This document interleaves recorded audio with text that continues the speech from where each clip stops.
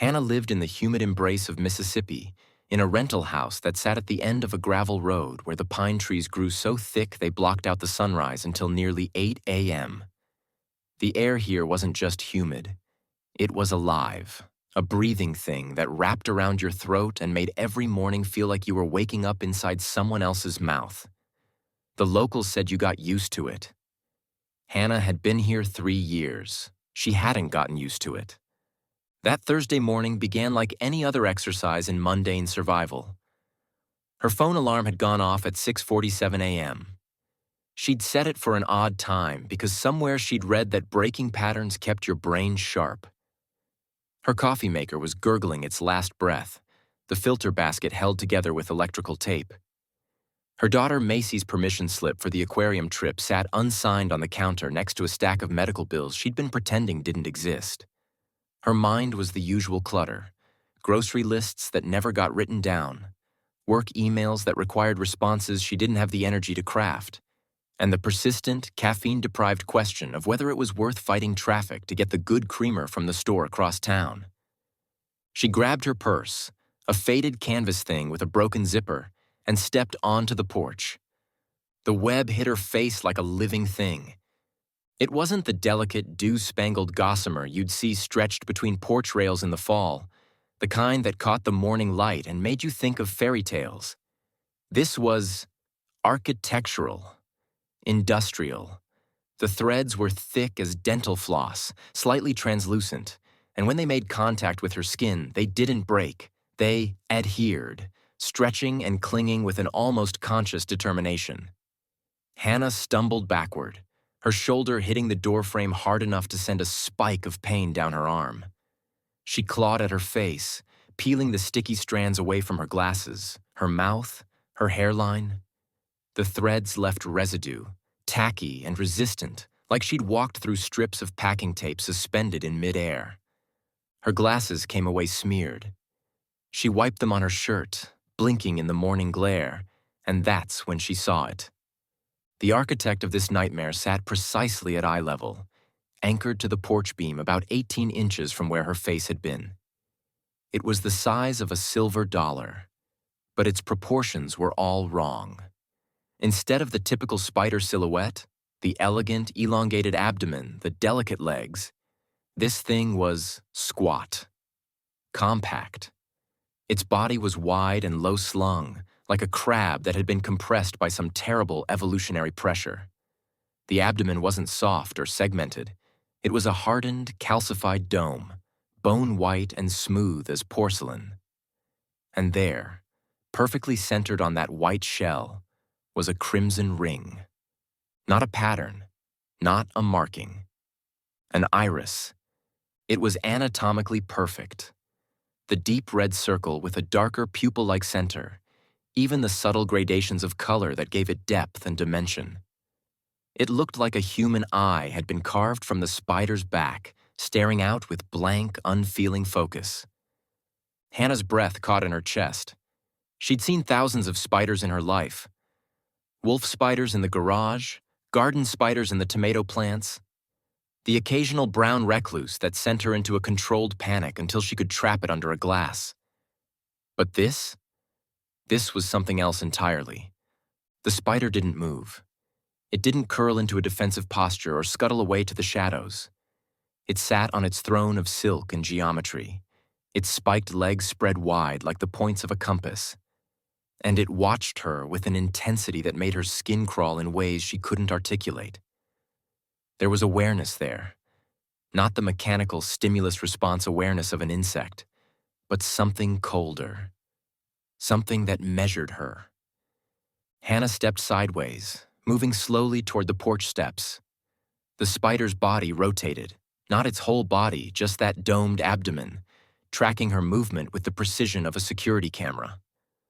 She made it to her car without looking back, but her hands shook so badly it took 3 tries to get the key in the ignition. That night, Hannah locked every door and window in the house. She checked the seals twice, even the ones she knew were fine, running her fingers along the rubber weather stripping like a prisoner testing the bars of a cell. She told herself it was habit, just the routine hypervigilance of a single mother living alone in a state where the local news seemed to feature a new home invasion every other week. But she knew better. She couldn't stop thinking about the eye. Macy had already gone to bed, exhausted from a day of second-grade drama and too much sugar at her friend's birthday party. Hannah envied her that. The ability to collapse into sleep without the weight of the world pressing down on your sternum. She stood in the hallway outside Macy's room for a long moment, listening to the soft, rhythmic breathing, the small sounds of safety. Her own bedroom felt different tonight. She couldn't say why. The furniture was exactly where it had always been. The oak dresser with the chipped veneer, the wicker laundry basket overflowing with clothes she kept meaning to fold, the stack of paperbacks on the nightstand that she kept pretending she'd have time to read. The air smelled the same. Lavender fabric softener and the faint, ever-present mildew that lived somewhere in the walls and couldn't be scrubbed away. But there was a charge to the space now, a tension in the air like the pressure drop before a thunderstorm. She changed into her sleep shirt, an oversized thing from a 5K she'd never actually run, and slid under the sheets. The ceiling fan turned lazy circles overhead, the pull chain clicking with each rotation. Click, click, click. She focused on that sound, letting it lull her towards something like rest. She didn't know what time it was when she felt it. A touch. Weightless. Precise. The sensation of something impossibly small and impossibly deliberate moving across her left forearm, just below the crook of her elbow. Her eyes snapped open. Her body went rigid, every muscle locking down in an ancient, proverbial terror that bypassed her rational mind entirely. She didn't breathe, didn't move, just felt. The slow, methodical progress of 8 pinpoint legs traversing the landscape of her skin, each step a careful placement, as if the thing walking on her were measuring the distance, cataloging the texture. Hannah's right hand shot out and slapped at her left arm with a force that would leave a bruise. She sat bolt upright, gasping, her heart hammering against her ribs like a caged animal trying to break free. The street lamp outside her window cast a pale, jaundiced light across the bed, just enough to see by. There, on her white sheets, a dark shape. It was smaller than the one on the porch, maybe the size of a quarter, but the proportions were identical. That same squat, crab-like body, the same hardened shell. In the dim light, she couldn't see the red eye ring clearly, but she knew it was there. She felt it. The spider didn't flee. It crouched low for a fraction of a second, its legs compressing like springs, and then it leapt. Not a scuttle, not a scramble, a leap. Muscular, intentional. A jump that covered nearly 2 feet in a single bound, landing on the edge of the mattress with a precision that spoke of aim, of calculation. It paused there for one terrible moment, long enough for Hannah to see the light catch on its polished shell, and then it dropped over the side of the bed and vanished into the darkness beneath.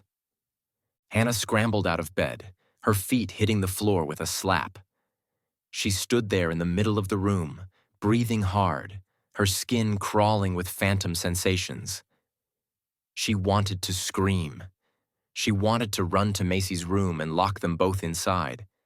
But she also knew, with a certainty that was almost paralyzing, that running wouldn't help. Because it had been in her bed. It had crossed the threshold of the most intimate space a person could have.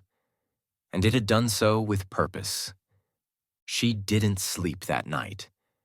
She sat in the rocking chair in the corner with the lights on and a can of Raid in her lap, watching the shadows, waiting for movement that never came. Morning arrived with the cruel indifference of a bill collector. Hannah's eyes burned from lack of sleep, and her coffee tasted like ash. Macy chattered through breakfast about the aquarium trip, about the hammerhead shark in the big tank, about how her friend Emma had screamed when the stingray touched her hand. Hannah nodded in the right places, made the appropriate sounds of parental interest, but her mind was elsewhere.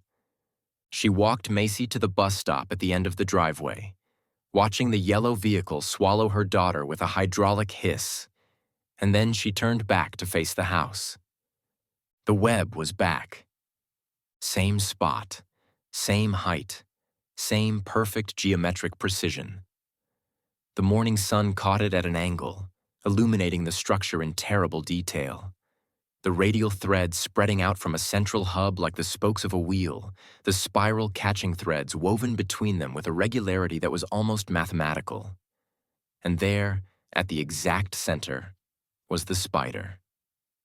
Waiting. Hannah felt something cold settle into her stomach. This wasn't instinct. Spiders built webs in optimal locations, near light sources that attracted prey, in sheltered areas protected from wind and rain. But this? This was calibrated specifically for the dimensions of her face, for the exact path she took every morning from door to driveway. The height was perfect. The placement was perfect. It was a message. She grabbed a broom from the garage and swept the web away with vicious, angry strokes. The threads clung to the bristles like they didn't want to let go. The spider dropped to the porch and scuttled sideways, not away, just sideways, before stopping near the railing. It sat there, motionless, watching her with that terrible crimson eye. Hannah raised the broom, ready to bring it down like an executioner's axe. She didn't know why she hesitated. Maybe it was the memory of her daughter's voice from that morning, talking about the stingray with such wonder. Maybe it was some deeper, older instinct that warned against escalation, against drawing first blood in a war she didn't understand. She lowered the broom. The spider didn't move. Hannah went inside and locked the door. Between loads of laundry and the endless soul-crushing administrivia of single parenthood, permission slips, insurance forms, the persistent calls from the dentist's office about Macy's overdue cleaning, Hannah sought refuge in the digital world. She sat on the couch with her laptop, half watching a true crime documentary while scrolling through social media, looking for anything to distract her from the creeping dread that had taken root in her chest. That's when she saw the first video. It had been posted to a local community group she barely remembered joining, one of those neighborhood watch pages where people mostly complained about fireworks and loose dogs. The thumbnail showed a barn door, weathered red paint peeling in long strips. The title read, "What are these things?" Hannah clicked. The video was shaky, shot on a phone by someone with unsteady hands. It opened on the barn door, and for a moment, Hannah didn't understand what she was seeing. Then the camera zoomed in, and her breath stopped. Spiders. Dozens of them. Maybe 50, maybe more. All the same species. The squat, crab-shaped bodies. The bone-white shells. They sat in a perfect circle on the barn door, their bodies arranged with geometric precision, like they'd been placed there by an artist with a ruler and a protractor. And they were vibrating. Not moving, not crawling. Vibrating. Their bodies pulsed in unison, a low-frequency oscillation that was just visible in the frame. The audio picked it up too. A deep, thrumming hum that distorted the phone's microphone, making the sound warble and crackle like a corrupted file. It was a sound that didn't belong in nature, something that felt mechanical, deliberate, like a transmission. The video ended abruptly, the uploader's voice cutting in. "I'm burning the whole doggone barn down." The comment section was already a wildfire. "I saw one of these in my garage yesterday, thought it was a weird beetle." "My cousin found a dozen in her chicken coop. The chickens won't go inside anymore." "Anyone else in Lamar County seeing these?" "My Ring camera caught one sitting on my porch light for 6 hours. Didn't move. Just sat there." Hannah's hands were shaking. She scrolled further and the videos kept coming. 5 in total, all posted within the last 48 hours, all from the same general area of the county. The second video showed a spider perched on top of a baby monitor, its spiked legs framing the camera lens like a crown. The infrared glow made its shell seem to pulse with light, and the eye ring stood out in stark relief, a blood-red circle staring directly into the camera. The parents' voices could be heard in the background, panicked and confused. Is it looking at us? The third video was from a gas station parking lot. A cluster of the spiders had gathered on the side of a dumpster, and they were, impossibly, moving in synchronized patterns, their legs lifting and falling in a rhythm that was almost hypnotic. The person filming was laughing nervously, but there was an edge of hysteria in the sound. The fourth video made Hannah close the laptop. It showed a kitchen counter similar to her own. A single spider sat next to a fruit bowl, motionless. The camera stayed on it for nearly a full minute, and then, slowly, deliberately, the spider turned. Not scuttled, not pivoted on its legs. It rotated its entire body to face the camera, the red eye ring centering itself in the frame like a target lock. The video cut to black. Hannah reopened the laptop. She had to know more. The comments on the fourth video had devolved into chaos. Government experiment. Invasive species from cargo ship. This is demonic. Seriously, these things are not natural. But one comment stood out, posted by a user with a throwaway account. Check the news from 3 days ago. Hijacked truck on Highway 49. They said it was empty. It wasn't. Hannah searched. It took her 20 minutes to find it, buried in the local news section of a site she'd never heard of. The headline was bland, forgettable. Cargo truck stolen from Gulfport Harbor recovered empty. The article was 3 paragraphs long. A refrigerated truck had been reported stolen from the harbor after arriving on a freight ship from an unnamed port. Authorities found the truck abandoned on the side of Highway 49, 12 miles outside of Hattiesburg. The cargo bay was empty. No suspects, no leads. Case closed. But the comments section, always the comments section, told a different story. My brother works at the harbor. He said that shipment wasn't on any manifest. Came in on a container marked as agricultural research. I drove past that truck the morning they found it. The doors were wide open and there was fruit everywhere. Looked like someone dumped a whole crate of it. What kind of fruit? Didn't recognize it. Looked like figs, maybe, but wrong color. And they smelled off. Hannah felt her pulse in her temples. She looked up Black Site Orchard. Experimental fruit. Gulfport Harbor shipment. The search results were sparse, mostly conspiracy blogs and dead-end forum threads. But one phrase kept appearing. Arachne protocol. No context, no explanation. Just those 2 words, repeated across unrelated sites like a breadcrumb trail leading into darkness. She slammed the laptop shut. Outside, the sun was setting. The shadows from the pine trees stretched long and thin across her yard, reaching toward the house like fingers. The climax didn't come with a jump scare or a moment of sudden violence. It came with the slow, creeping realization of presence. Hannah walked into her kitchen the next morning, day 6 since the first web, and found them. They weren't hiding anymore. One sat on the counter by the fruit bowl, next to a banana that had gone brown and soft. Its spiked legs were folded beneath its body in a posture that was almost genteel, like a gentleman's hands clasped politely on a dinner table. Another hung from the cabinet handle, suspended by a single thread, rotating slowly in the air current from the ceiling fan. A third crouched on the windowsill above the sink, silhouetted against the morning light. Hannah's breath came out in a strangled gasp. She slammed her hand down on the counter, a sharp, percussive crack that should have sent them scattering. They didn't move. Instead, they pivoted, slowly, deliberately, in perfect unison. A dozen bone-white shells turned toward her, the crimson eye rings catching the light, reflecting it back like tiny mirrors. They didn't flinch, didn't retreat. They simply acknowledged her presence. the way you might acknowledge a colleague entering a shared office space. Not as a threat, as a peer. Hannah's legs felt weak. She gripped the edge of the counter to steady herself, her mind racing through options.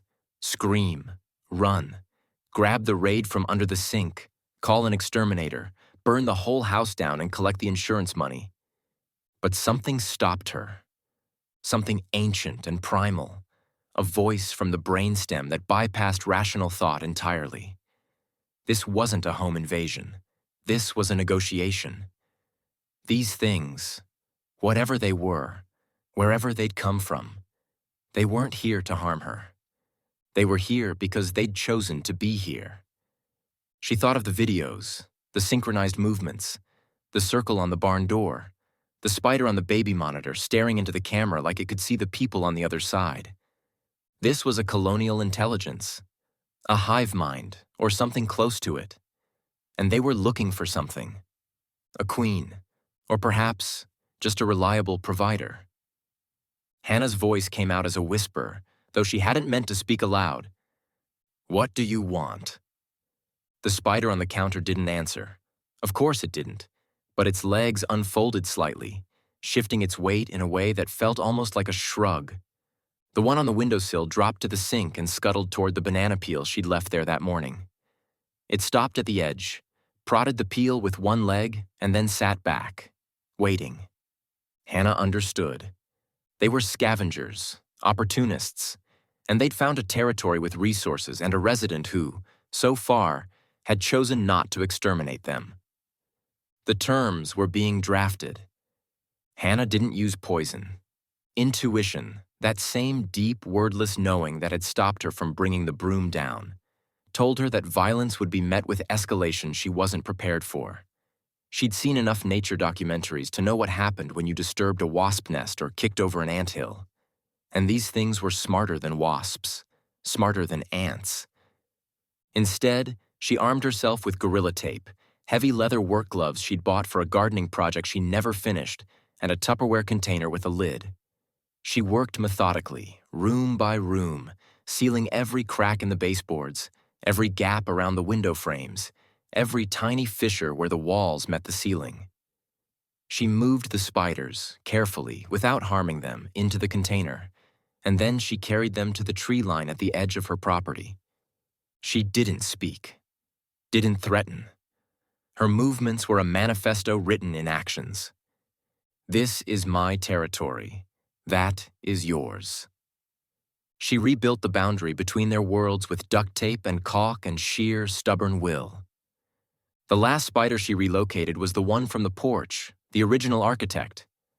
It sat in the Tupperware container, unmoving, as she carried it across the yard. When she opened the lid at the base of an old oak tree, it didn't scurry away. It climbed slowly onto a low branch, turned to face her, and waited. Hannah met its gaze, or what passed for a gaze in that unblinking crimson eye.